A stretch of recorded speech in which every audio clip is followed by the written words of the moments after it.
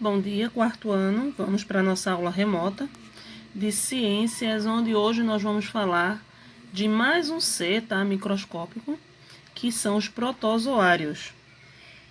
Protozoários, eles são assim chamados porque eles possuem apenas uma única célula. E por isso eles são unicelulares. Unicelulares quer dizer que possui apenas uma célula. Abram o manual de vocês na página 16, que nós vamos dar início à explicação e logo em seguida eu vou mostrar para vocês uma pequena gotícula, tá, de água, e vocês vão ver a imensidão de protozoários que existe numa única partícula de água. Vamos lá, página 16 do Manual de Ciências. Os protozoários. Na TV do restaurante, Elias assistiu a uma reportagem sobre a contaminação de um lago da cidade por protozoários. Ele esforçou-se ao máximo, mas não se lembrou de ter ouvido falar sobre protozoários na sala de aula. Foi então que Jairo, pai de Elias, explicou que os protozoários são organismos microscópicos que possuem uma única célula e, em sua maioria, vivem em diferentes ambientes aquáticos e úmidos. Algumas espécies, no entanto, vivem em associação com outros organismos, como é o caso dos parasitas, tá? Eles precisam de um outro organismo para poder sobreviver. As doenças mais conhecidas transmitidas pelos protozoários são amebíase, doenças de Chagas, toxoplasmose e esquistossomose, tá? Aí no quadro você sabia. A palavra protozoário é de origem grega e significa animal primitivo. Os protozoários receberam esse nome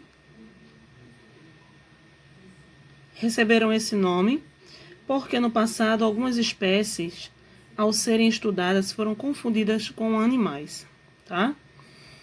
Aí eu tenho aqui. Você já ouviu falar em alguma dessas doenças? Discuta com os colegas e o professor que sabe sobre ela. Se vocês ouviram falar em alguma dessas doenças que eu acabei de falar, você escreve aí sim. Se você nunca ouviu falar, você coloca não, tá? Agora, olhando essa imagem aqui, essa é uma partícula de água, tá? Retirada de um lago. E veja quantas vidas tem em uma única partícula. E essas vidas aqui são protozoários, tá? Lembrando que protozoários, eles só possuem uma única célula. E aqui é apenas uma gota de água. E essa gota de água, ela foi vista pelo microscópio, tá? Por isso foi ampliado muitas vezes para que a gente conseguisse ver todas as particularidades dela.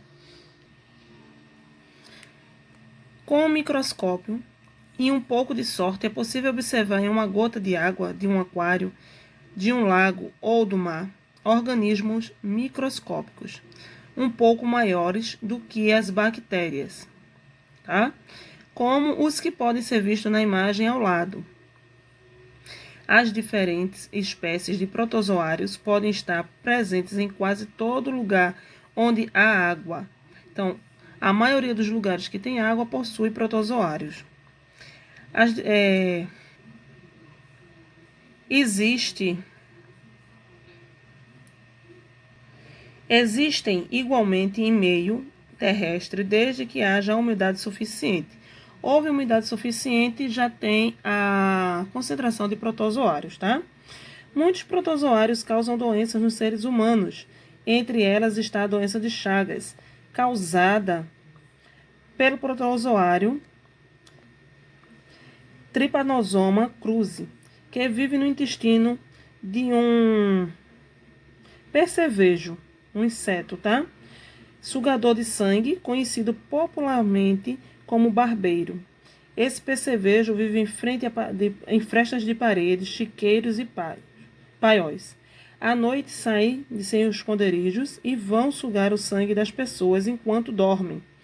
Quando uma pessoa é picada pelo percevejo, pode contrair a doença da seguinte forma: durante a picada, o barbeiro infestado elimina fezes contendo o tripanossoma Aí o que é que acontece? Ao alcançar esse local, os tripanossomos penetram em seu organismo através de pequenos orifícios feitos pela picada, tá? Depois que ele pica, a gente vai coçar e ali naquela coceira vai abrir como se fossem umas pequenas entradinhas e os tripanossomos vão penetrar na nossa pele. E uma vez na corrente sanguínea, depois que ele entra no sangue, o tripanossoma atinge o coração, que passa a aumentar de tamanho. Ali se fixa, podendo causar a morte da vítima, embora a morte só aconteça depois de muitos anos. A doença de Chagas é muito grave porque ainda não tem cura e acomete milhões de brasileiros. Aí vocês veem o ciclo, tá? Como é que a pessoa contrai a doença de Chagas, tá? O principal é o barbeiro. Ele vai sugar o sangue da pessoa. Dali ele vai soltar as fezes, onde tem muitos tripanossomos que acabam entrando pelos buraquinhos que ele picou o ser humano. E ali a pessoa pode pegar a doença, aliás, pega a doença de Chagas, podendo levar até a morte. Ano passado foi feita uma pesquisa, tá? Para descobrir em quais estados brasileiros possuía a concentração da doença de Chagas.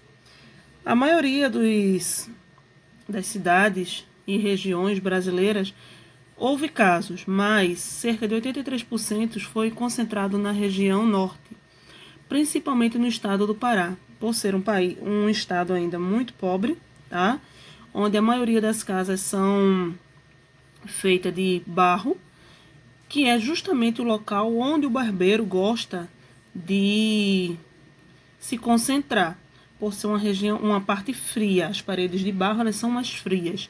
À noite é que ele sai em busca do alimento. Então, se a pessoa mora, né, numa casa de barro ou próxima de alguma parede, próxima de algum lugar com barro de pau a pique, esse local ele pode sim ser um criadouro do barbeiro. Aí eu tenho aqui embaixo: o combate à doença de Chagas deve ser feito por controle de transmissores. As principais medidas são o extermínio dos barbeiros por meio de um uso de inseticidas e a substituição, de moradias de barro e de madeira por outras de tijolos, que não tenham frestas onde o barbeiro possa se esconder. Você sabia? O protozoário Trypanosoma cruzi foi descoberto em 1909 por um grande cientista brasileiro, Carlos Chagas. Daí o nome doenças de Chagas, tá? Porque foi ele que descobriu. Nossa, pai, eu não sabia que existiam tantos seres microscópicos no mundo. Sim, filho, eles são muito importantes para os seres humanos. Elias queria saber ainda mais, por isso pediu ao pai que quando chegasse em casa continuasse a conversa. Página 18 e 19 vai ser a atividade de casa, tá? Porque vai ser o exercitando, onde vocês vão poder praticar tudo o que vocês aprenderam até agora. E nós vamos agora para a página 20, onde nós vamos descobrir hoje a importância, tá, dos micro-organismos. Porque os micro-organismos eles também são importantes porque muitos deles possuem a capacidade de produção de remédios e vacinas, que é o que nós vamos descobrir agora. Já em casa, Elias fez uma nova pergunta ao pai. Pai, você falou que os micro-organismos são importantes para os seres humanos. Como assim? É porque graças aos micro-organismos temos vacinas e alimentos. O pai explicou que no nosso corpo possui meios de defesa naturais contra certas doenças. No entanto, podemos contar com alguns meios artificiais, como as vacinas, para ampliar o sistema de defesa do nosso organismo. Eles entram em ação quando as defesas naturais não são suficientes para combater os micro-organismos invasores, ou seja, quando os anticorpos, eles sozinhos não conseguem, acabar com a entrada de micro-organismos que não se conhecem no nosso corpo. E como as vacinas são preparadas? Todas as vacinas produzidas em laboratórios e são preparadas a partir de micro-organismos, vírus ou bactérias mortos ou inativos. Uma vez introduzida no organismo, as vacinas provocam a produção lenta de anticorpos específicos para cada tipo de micro-organismos, em um processo que demora cerca de um mês. As vacinas têm prevenido doenças graves, como sarampo, hepatite, rubéola, poliomielite, tuberculose e febre amarela. Todas essas doenças citadas aí, tá? Elas foram feitas com vírus ou bactérias dessas doenças e com isso, ao entrar no corpo humano, o que acontece? A vacina vai, junto com o corpo humano, vai transformar em anticorpos para combater aquela doença. Hoje nós estamos aí, né, em busca de uma grande vacina, uma grande descoberta, que até agora não foi feita, que é a vacina da Covid, que é a única forma que a gente vai poder ter a certeza que a vacina sendo feita, né, da Covid e sendo aplicada na população, aí sim a população vai estar com certeza protegida, né, desta doença. Página 21. O vírus influenza, causador da gripe, por exemplo, é mantido a uma temperatura extremamente baixa para a produção de vacinas. O vírus é inativo para que a vacina seja produzida e tenha os efeitos desejáveis ao corpo humano. Aí o primeiro quesito é uma resposta pessoal, onde você vai responder se você já tomou vacina. Em caso afirmativo, que eu tenho certeza que a maioria sim, né? Eu acho que todos, você vai dizer quais tipos de prevenção de doença, para que doenças você tomou a vacina. A maioria de vocês, com certeza, este ano, já tomou a da gripe, tá? Que é a influenza A. E também, muitos já tomaram para sarampo, quando eram crianças, muito bem pequenos, para hepatite. Então, você vai pesquisar, se possível, pegue seu cartão de vacinação, que está tudo lá escritinho o que você já tomou. Segundo quesito, como é feito o controle das vacinas que se deve tomar ou que já foram tomadas? Olha lá, a tia acabou de falar para vocês pegarem lá no primeiro quesito o cartão de vacina, né? Então, como é controlado isso? Como é que eu sei se já tomei ou não? Quando você vai tomar a vacina, ela é registrada na carteirinha de vocês de vacinação, e se vocês forem para qualquer local, tá? Tomar, por exemplo, em um posto este ano, no ano que vem vai para outro, aquele outro posto sabe qual foi a dosagem, qual foi a vacina que você tomou e até a data, porque fica registrado no seu cartão de vacinação, tá? Vacina contra o HIV. Vejam, o HIV, ela é uma doença causada pelo vírus HIV, a AIDS, né? A síndrome da imunodeficiência adquirida, que em inglês significa AIDS, pode ser transmitida através da transfusão de sangue, trocas de fluidos, que são as relações sexuais desprotegidas, compartilhamento de agulhas de seringa, etc. É uma doença autoimune, ou seja, o vírus controla as células do sistema imunológico das pessoas infectadas, o qual passa a atacar o corpo, em vez de defendê-lo. O tratamento dessa doença atualmente consiste em administrar medicações que impeçam que o vírus se multiplique. Sendo assim, não existe cura para ela. Como a AIDS é uma doença causada por vírus, para evitá-la é necessária a fabricação da vacina para combater o HIV. Há décadas são realizadas pesquisas para esse tipo de imunização, uma vez que vírus somente são combatidos por meio de vacinas. Quais seriam as melhorias trazidas à sociedade caso uma vacina contra o HIV fosse desenvolvida? Gente, a melhoria que trazia para a sociedade seria principalmente a diminuição, né, da taxa de mortalidade. Ou seja, a doença ela ia ser controlável, né? Ela ia acabar porque havia vacina e assim a taxa de mortalidade devido ao HIV também iria diminuir. Página 23. Os micro-organismos e a produção de combustíveis.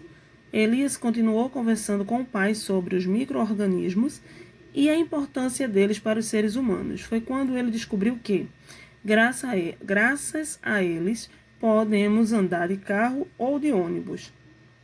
Os micro-organismos, como fungos e bactérias, são responsáveis por produzir combustível para os veículos. Vejam bem, nós temos aí dois principais combustível, né? Que um é o álcool, que ele é produzido através da cana-de-açúcar, certo? E nós temos a gasolina, e a gasolina ela é feita do petróleo, ela vem do petróleo. Aí tem o primeiro quesito, discuta com os colegas e o professor alguns dos combustíveis utilizados nos veículos atualmente. De onde eles vêm? Então, é o que eu aqui acabou de falar. O álcool, né, que é o principal, que vem da cana-de-açúcar, e também a gasolina, que vem do petróleo. Vejam, para produzir o etanol, que é o álcool, né, o que acontece? Aquele açúcar, ele vai precisar ser fermentado, tá? Ele vai ter que ficar um tempo, como nesse tipo aqui de caldeirão, ó, que vocês estão vendo, onde vai começar a fermentação dele e dali o etanol vai ser produzido. Olha lá, na página 23. O etanol, o álcool utilizado em alguns veículos, é obtido da fermentação do açúcar, que pode ser proveniente de diferentes fontes. Esse açúcar ele pode vir do milho, da beterraba e etc. No Brasil, a fermentação é realizada com açúcar da cana-de-açúcar. Esse processo utilizado na obtenção de combustível para veículos consiste em transformar a glicose, que é o açúcar simples, em álcool, somente possível com a presença dos fungos, tá? Esse tipo de fungo transforma o açúcar em álcool, o qual, por sua vez, é usado em veículos automotores. Algumas bactérias também conseguem realizar esse tipo de fermentação, ela é denominada de fermentação alcoólica. Atualmente, as bactérias são geneticamente modificadas, cruzando informações genéticas entre diferentes espécies, com a finalidade de gerar um micro-organismo com características definidas e conhecidas. Por exemplo,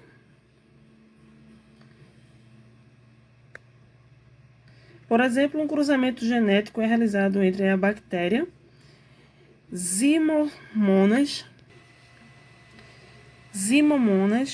móveis, capaz de produzir álcool com muita eficiência, mas utilizando poucos tipos de açúcares.